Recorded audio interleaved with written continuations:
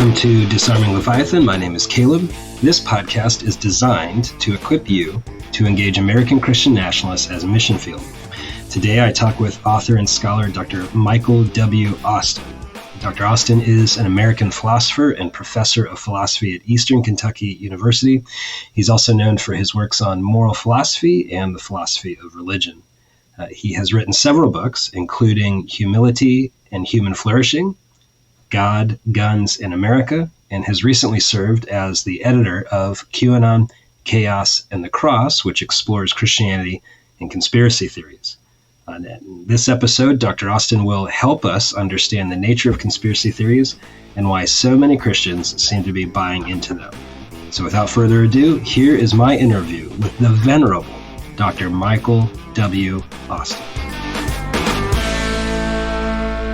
Mike, we've heard a lot about conspiracy theories, fake news, but a lot of it has really reached an inflection point with this phenomenon or this thing called QAnon.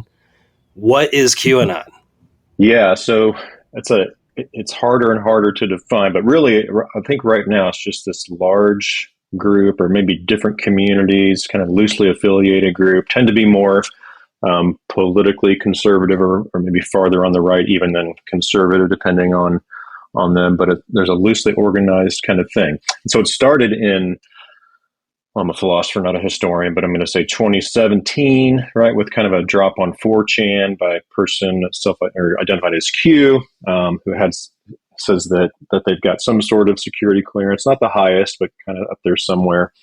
And basically, the initial idea is there's just this like cabal. It's always a cabal. I like that word, but of Satan worshiping pedophiles, right? So people in politics, mainly Democrats or maybe even solely Democrats, of course, politicians, journalists, people in entertainment.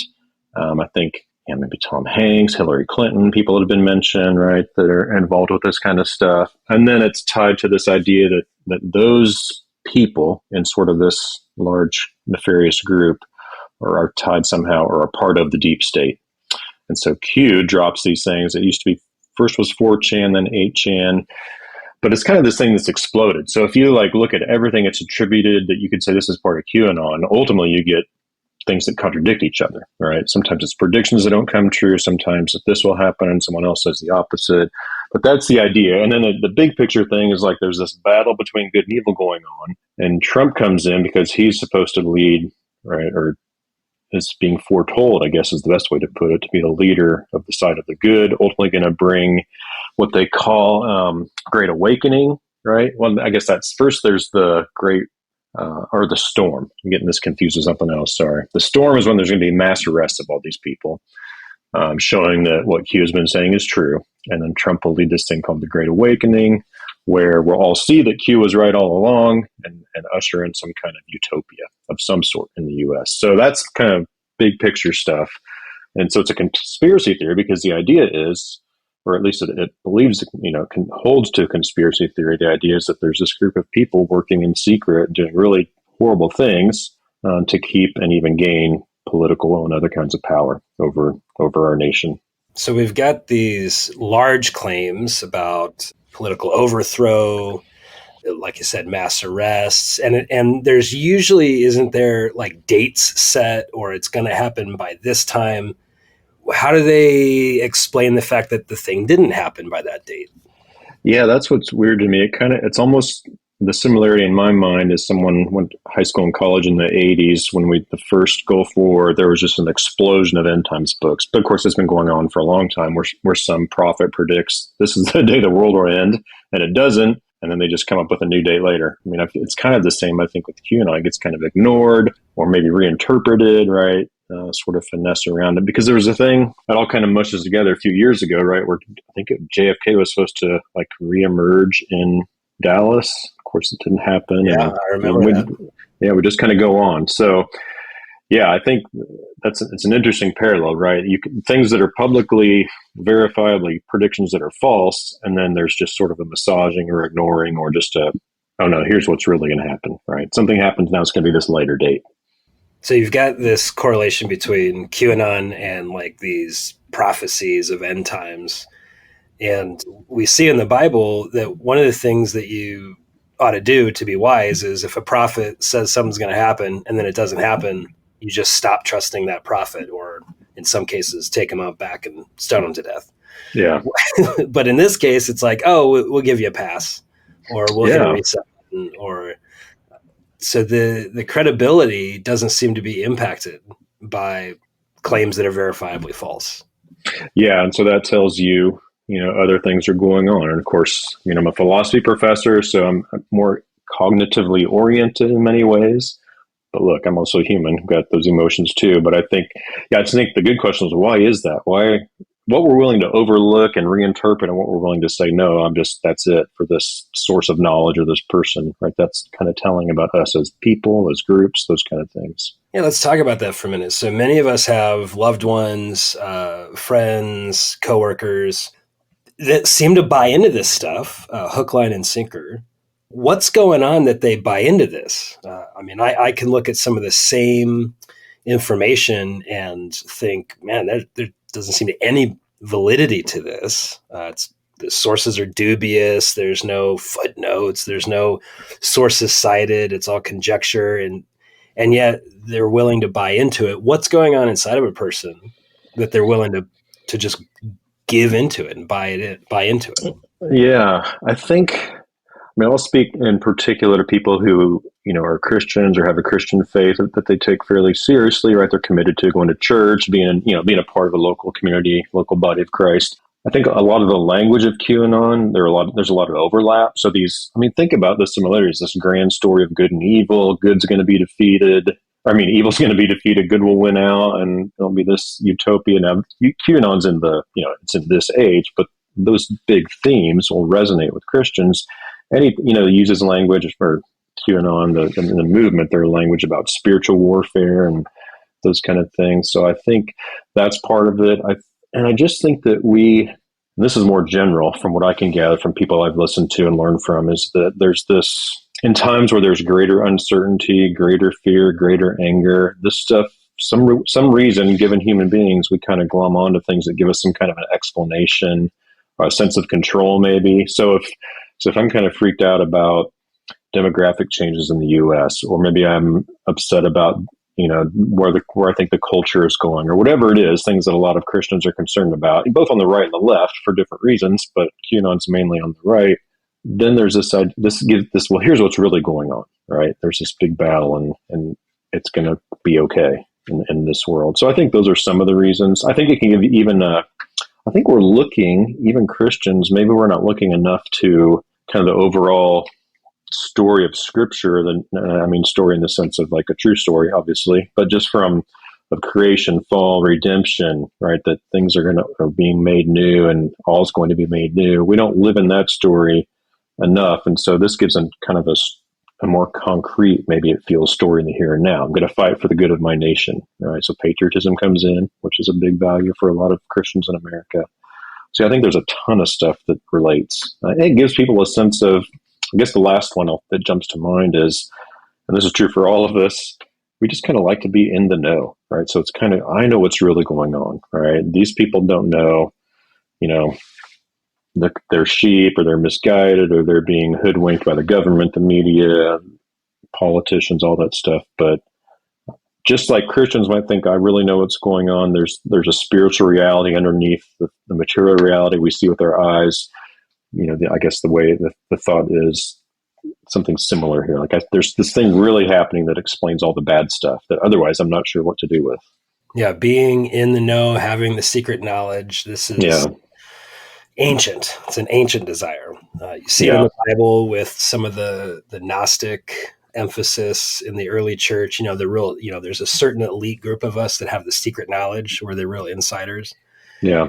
In many churches across America, there's the prayer circle or the prayer chain, and there's usually inevitably someone who delights in having the most recent update about the thing.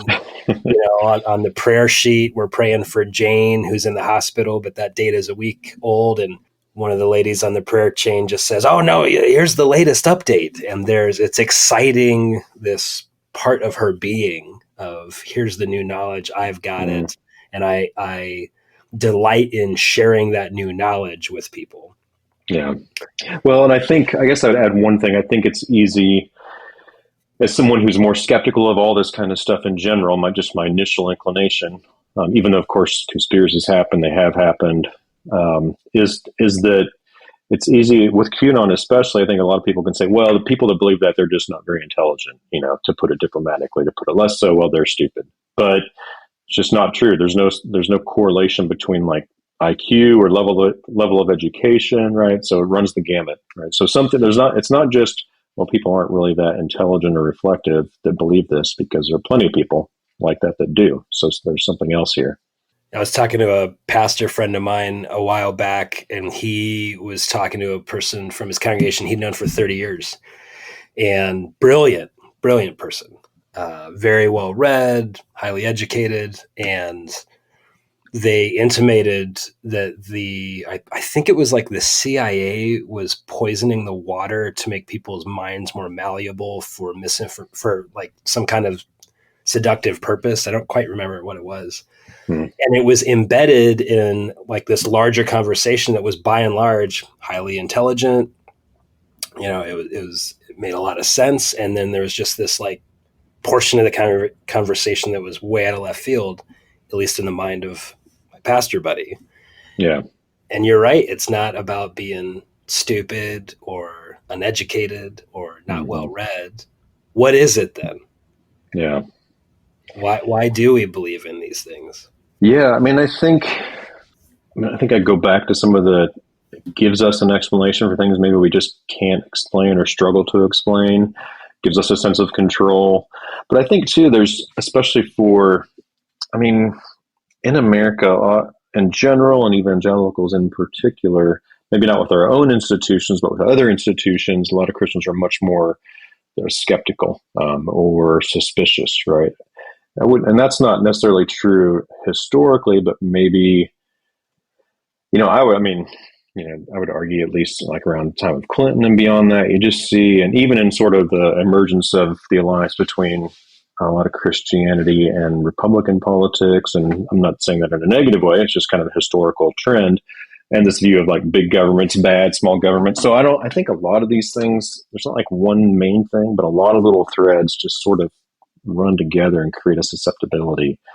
People have been skeptical. There's the science and religion wars that have gone on since Darwin, and in the 20th century and still do today in the U.S.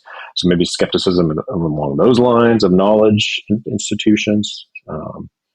Skepticism about theologians, about the scholars of the church as well, right? So there's just the good part of America is that sort of, not that it's all good, but some of that sort of democratization of the mind, right? We're independent thinkers, but the bad thing is it's really hard to acquire knowledge all by yourself, right? We need each other. So easy to go off the rails. You've mentioned it a couple of times, the 80s, the 90s.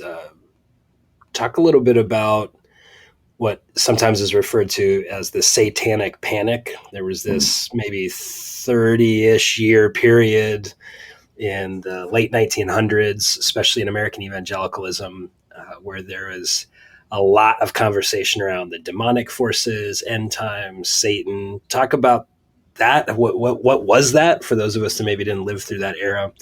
And how do you see that continue today, so many years later? Yeah. First, let me just say, when you say the late 1900s, that makes me feel like I'm my grandma or something, but I'm going to let that go because I'll just call it the 70s. Yeah, really kind of late 60s or the mid 90s. So I was in high school and college during some of this.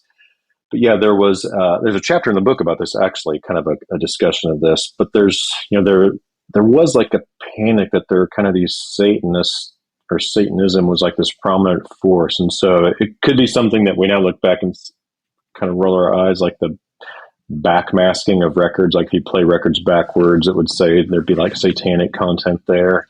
There are people like Mike Warnke and others who kind of said, later kind of discovered to be frauds, but I was a Satanist and now I'm not. And so they would spin these yarns about it that really were, not only were they not verifiable, there was like people that said, no, he was never a Satanist. I was with him during those years and he was just a normal, normal guy.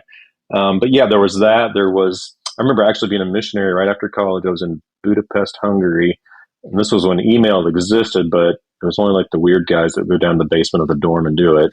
Um, so we got my roommate and I in Hungary. We got a Xerox copy of this thing about Procter and Gamble, right? That the president of Procter and Gamble is a Satanist. There are all these satanic symbols and all their merchandise, and there are even like quotes from when he was on the Phil Donahue show, which is like the old version of Oprah or whatever talk shows are cool now. I have no idea, but none of it ever happened, right? It was all false. But I remember at the time thinking, man, this is crazy, and I still was skeptical, but you kind of find yourself, well, could that be right? And so there was this worry, Geraldo Rivera got involved in this stuff as well, and the cults and Satanism. So all kinds of media and attention, and Christians especially were concerned about it, right? That their children were being taken in by Satanism and rock music or Procter and Gamble or whatever. So yeah, the satanic panic was kind of that idea. Just Satanism's everywhere, or at least, behind the scenes, and we've got to become aware of it and be wary of it and fight against it. How did that intersect with like the Left Behind series or the movie? I think it was The Thief in the Night. And then there's also like the Red Scare, like Gorbachev might be the Antichrist, or how did that all weave together? Yeah, it was really weird. I remember, oh man, I think one of like Hal Lindsey, the late great Planet Earth, I think he was the guy in the late 60s, early 70s when that book came out. So now you get into the like mapping Revelation onto current events, and like I think it was his book that claimed the Apache helicopter, that those are actually the locusts referred to in Revelation. Gorbachev, like the Antichrist. People would give like, man, it's been so long since I've thought about this stuff, but now that we're talking about it, I remember, right? You'd give some symbolic thing from the book of Revelation and show how that's Moscow, or, Gorbachev is the Antichrist or doing the Antichrist bidding or whatever it is. But yeah, the Cold War stuff was in that. And it's sort of the atheistic Marxist totalitarian state versus the Christian free democratic state, kind of the two main superpowers. Not kind of, we were. And that kind of, there's these interesting intersections, but not like all the end time stuff were necessarily conspiracy theories, but sometimes they would provide some of the, I guess, fodder for them, right? There's some global conspiracy. So there are worries about what we didn't call it globalism, the New World Order, or the Illuminati, then the New World Order, and that was connected with Russia. And so when George Bush, was it George Bush the second or the first that talked about the New World Order? I think it was the first one. Anyway, that got, people freaked out about that too. Kind of the same worries that people have today when they talk about globalism. That's what they talked about then. And worried that there's this conspiracy, right, to somewhere to kind of take away our freedom, that we're going to cede it to some world government, and it'll be bad for America and maybe for the church too.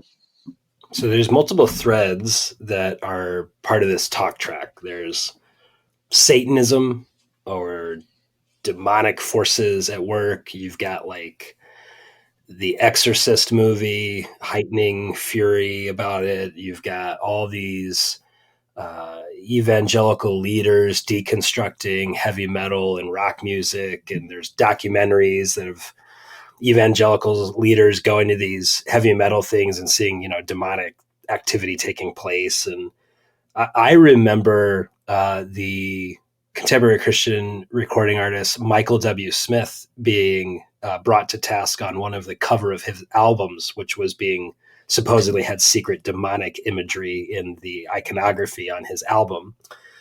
So you've got that Satanism, demonic concern mixed with end times. The world is about to end. There's going to be the rapture. It's all going to be horrible, mixed with the Illuminati, New World Order. The Antichrist is becoming manifest in some of these global leaders. Of course, that's woven together with geopolitical realities like globalism and NAFTA and the Eurozone. And then you throw in some good old-fashioned anti-Marxist rhetoric and socialism. Those are all things we're talking about today. How are these things weaving together in the average evangelical's mind? Are they separate threads? Is it just how they view the world? When we're engaging with people, we're sitting across the dinner table from them. How is all this working in their imagination and in their soul? Yeah, I mean, I think it's easy to, because they're common threads, and they look. I mean, then we were exposed to them through. I got a letter in the mail when I was in Hungary, or there might have been a documentary, or you go see A Thief in the Night at your, at youth group on Saturday night, or whatever it is. But now, of course, with the internet, social media, and all kinds of different forms of media, anything's out there, right? And so as we get exposed to that stuff. And so I kind of think like when people, it's, well, a friend of mine talks about the best way to raise money is to get people angry or fearful about something. And then he spent years raising money for political causes, and that's what he was told. And I think the same thing's true here. If you can tap into anger or fear, yeah, then reason can take a back seat. And I think that there must be, right, some kind of comfort. So I think it's this exposure to it over and over. And in some of the stuff, because I won't say it fits within a Christian worldview, I guess, because I don't think it's true, but it's consistent with it, right? I mean, there's no direct contradiction. And like we talked about already, the similarity of language, spiritual battle, good versus evil. And I think the average Christian today is more skeptical of the media, for example. And so that's a big part of QAnon, right? Their media is in on this. Probably skeptical of the government in certain ways, right? And giving it too much power. We saw that with a lot of responses to the pandemic and things like that. Sometimes for good reasons, sometimes for not. And yeah, I think it's just you get these inputs, somebody who maybe you agree with them about A, B, and C, right, politically or theologically or with what they say, and then they tell you, E, F, and G, these conspiracy things, and they've already got you going down the path sort of agreement, and it's easier to kind of go along with it because it makes sense. It's an explanation that you don't have an alternative one for. Yeah, so I think that, so much of it, social media and internet, and then kind of those word of mouth conversations around the table, like you mentioned, with your pastor friend, right? You just start having this conversation, all of a sudden, in the middle of it, someone's talking about the CIA poisoning water to make our minds more malleable. So So in that sense, it does seem to be an echo chamber where I'm kind of, if you just put yourself for those of you that are listening, put yourself in the world of our mission field of American Christian Nationalists. They're hearing it from their friends in Sunday school class. They're seeing it on YouTube and the email that their best friend from the Bridge group sent them with, some 5-minute clip that's been curated to create fear and anxiety and outrage. They're talking about it as they walk their puppy dog through the neighborhood. They're bumping into it in, maybe their pastor actually says something adjacent that reaffirms, especially if we're talking about end times, things like that. And so it's just the water that many people are swimming in. It's not viewed as an aberration. It's not viewed as strange. Yeah, that's right. And I think, I've had conversations, people at church, friends from other stages of, other parts of my life, right, where people talk about even having a tendency to believe that there's probably something's going on, right? Maybe so they're more friendly just to the possibility of a conspiracy theory. So I think some people actually have that inclination, right? Things aren't what they seem, right? And it might even be, you could use Christian beliefs to justify it, right? The fallenness of humanity, right? The desire we have for power, pleasure, wealth, all that stuff. And so it makes sense. But yeah, there is this resistance. So I've engaged with people, and so they'll give me some video or something that kind of supports like that the election was stolen or whatever conspiracy is, and then I'll do a little research, give a counter argument, and then it's kind of like political discussions. Rather than responding to the objection or the counter argument, we just start talking about something else, right? But we weren't finished about talking, so I think to me that's a red flag, whether someone's doing it as I have a discussion or I'm doing it in my own life, right? Over things just because I'm uncomfortable or I don't want to talk about it, or maybe I'm afraid to admit, oh, that could be a problem with what I believe, right? It's easier just to go on and, well, what about that kind of whataboutism of a certain kind? So I think a lot of that stuff goes on in these discussions. But I think a lot of people just maybe like, if that person in the pew next to you says something, we just dismiss them. And so that's what, if you're thinking about being a missionary to these people, or if it's someone who is a brother or sister in Christ, right? We want in the book, our heart behind the book is to help relationships flourish, right? Because these things really are dividing people in churches and families, friendships. And what does it mean when we have disagreements about this kind of thing with somebody? How can we love that person? That's what we want to do. and try to give some tools for that. So I think, just as believers in Christ, we want to do that with those people in our, I'm not really concerned about a discussion with some random guy on the internet who goes to church, in upstate New York. But if the guy around the corner from me that goes to church with, I'd engage him more in depth about this. If he has some conspiracy beliefs, maybe ask him, have conversations about it, and try to humble myself, be open, ask him questions, really get him to explain what he thinks and why, and then try to do the same and have a long view of a dialogue going on. Because, look, as a philosophy professor, even though I'm not this way all the time or as much as I'd want to be, someone gives you an argument, well, here's the counter argument. So now you agree with me, right? Well, no, and maybe that person will. Hopefully, if I'm right, they will over time, but it's just not that simple.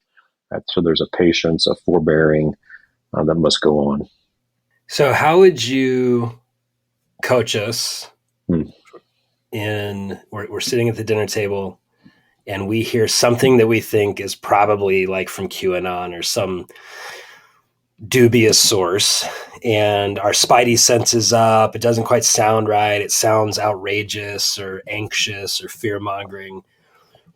How would you coach us in how to respond? How could we respond to that in such a way that would lead to perhaps reconciliation or healing, or at least moving the conversation in a healthy direction?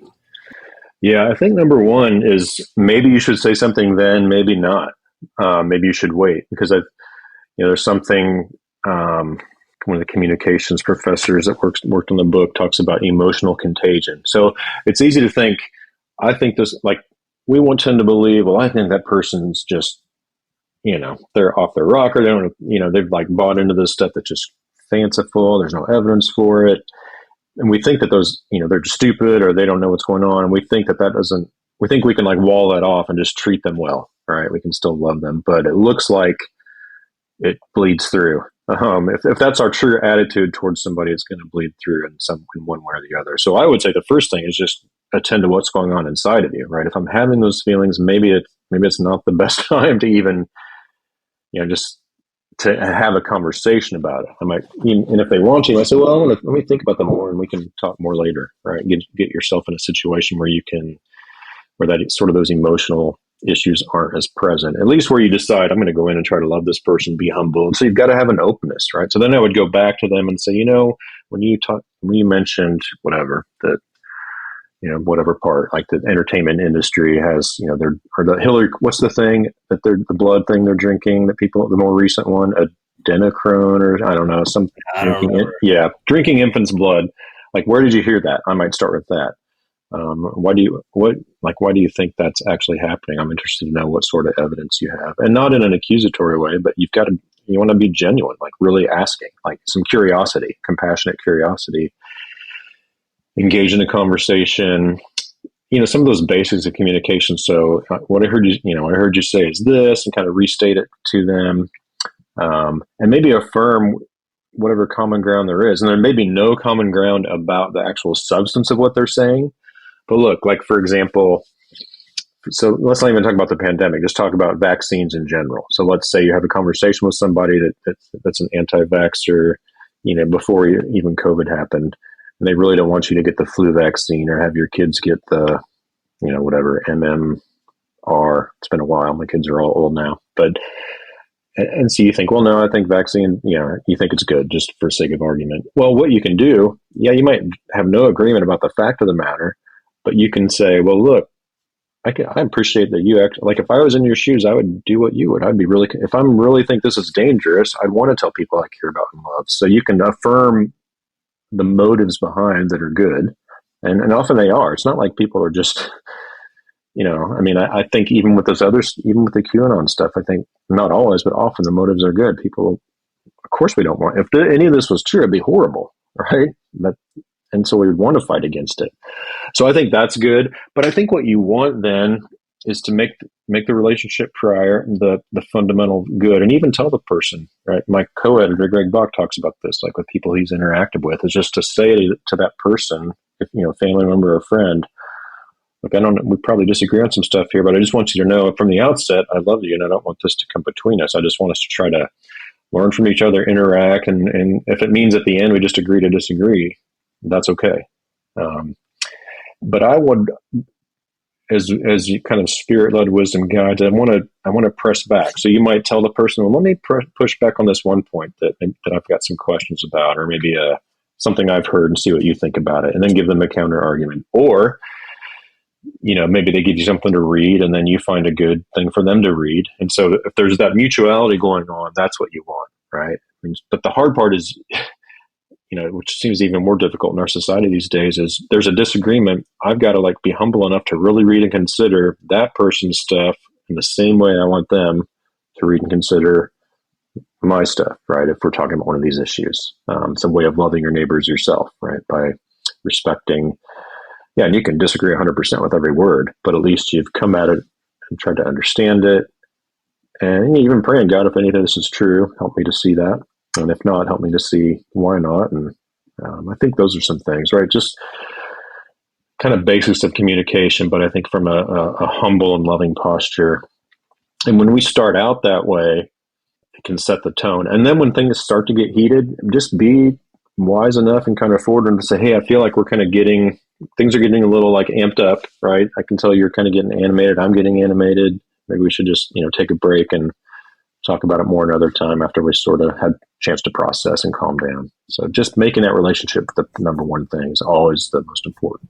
Yeah. And one of the best ways to get out of a heated conversation is just to say something like, you've said a lot that I just haven't really thought through deeply. Can we wait a week to continue? Yeah, that's good. And so it's not your fault that I'm concluding this, I'm studying down this meeting.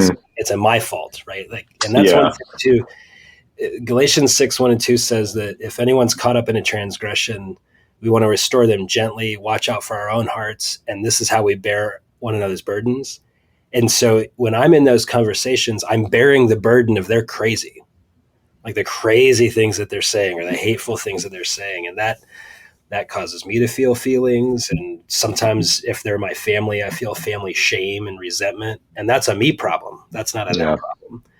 And so for those listening, I would just invite you to, anytime you enter into a conversation, like Mike said, be wise enough to know when it's time to put the brakes on that particular track of the conversation, because if the conversation kills the relationship, we've failed. And so if the relationship just in that moment, if it's under so much stress or weight from outrage, anxiety, right, whatever the thing may be, put it on pause, pick it up again next week, play the long game. Changes of heart and mind rarely happen in one conversation, and they never happen in hostile environments. Yeah, and I think that's something over the years, more on social media, because I've always tend to be more this way in person, but then transferring it over in person as well as this in a sort of a rhetorical nonviolence, so to speak, right? So where I'm just, the way I interact, the words I say, they can be forceful, but they're not harmful or attacking. And I think you're exactly right. We have to just, it's not saying, well, look, you're getting all worked up. Let's talk later when you've calmed down. You don't want to do that. That's not going to get you anywhere. And being honest, I'm getting worked up. And look, that's something I've learned over the years for me, not so much in class with my students, but in other settings, is that if somebody says something I just think is wildly irrational and clearly false, there's a part of me, I get worked up about that. Kind of like when I encounter a serious form of or injustice, I just get, and there's nothing, that's good to a degree, but but maybe that doesn't, that means I might need to wait before I say anything. Or just take a breath and say something, and without, just being aware of your internal temperature, I guess, is really important. And if you can't engage someone in that kind of humble love, then what you said is exactly what you need to do. And own it for yourself. Don't blame them. That's good. Rhetorical nonviolence. That's right. Yeah. That's so good. I love that. So just kind of the opposite of every single political discussion on Twitter, basically. Yeah, that's good. It's a helpful guide. Yeah. So tell us real quick about the book and then where we can find you and your work. Yeah. So the book's QAnon, Chaos on the Cross, Christianity, Conspiracy Theories. Initially, a friend of mine had a publisher approach him about just doing writing a book about it. And I said, yeah, I'll talk to him. And then I looked at the issue and I'm just like, I don't know enough to write a whole book about this, right? I've got some stuff I think that can be helpful, but anyway, so Greg Bach, professor at University of Texas at Tyler, he's used conspiracy theories to teach critical thinking for years in his class. And really familiar with this stuff.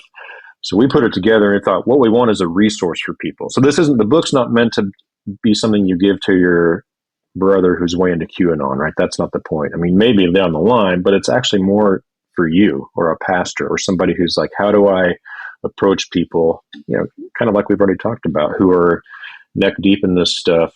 What do I do? How can I engage them?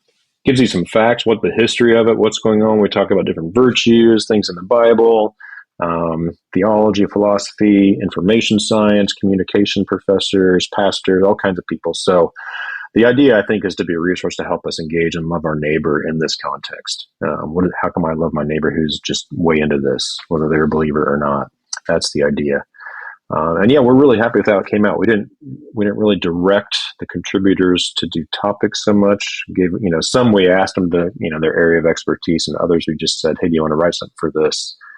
And as we kind of worked and communicated, we're happy with what we got. So anyway, yeah, that's the idea. It's a resource to help people. And you don't have to read through it in order. You don't have to read all of it, right? Just pick some of there are 24 chapters. So I would start with the stuff that seems most interesting or most relevant to what you're going through at the moment with people. For my own work, I have a website at michaelwaustin.com with this and some of the other stuff I do. I'm on Twitter at Michael W. Austin, at least for the time being. So get in touch those ways are the quickest ways, I would say. But yeah, this is a bigger part of, I think, maybe just one little bit about why we did this.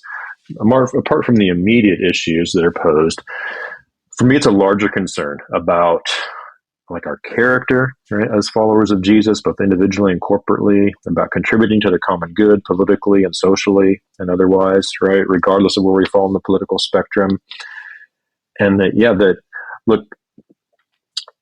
want the church's witness, and of course we all want this. We want it to be credible. And so I think our concern with the prevalence of some of this stuff is that friend of yours your pastor's friend, actually, that's a great example. Someone who's intelligent, all this stuff, and then they say something like that about the CIA, which I don't think there's any publicly available evidence for.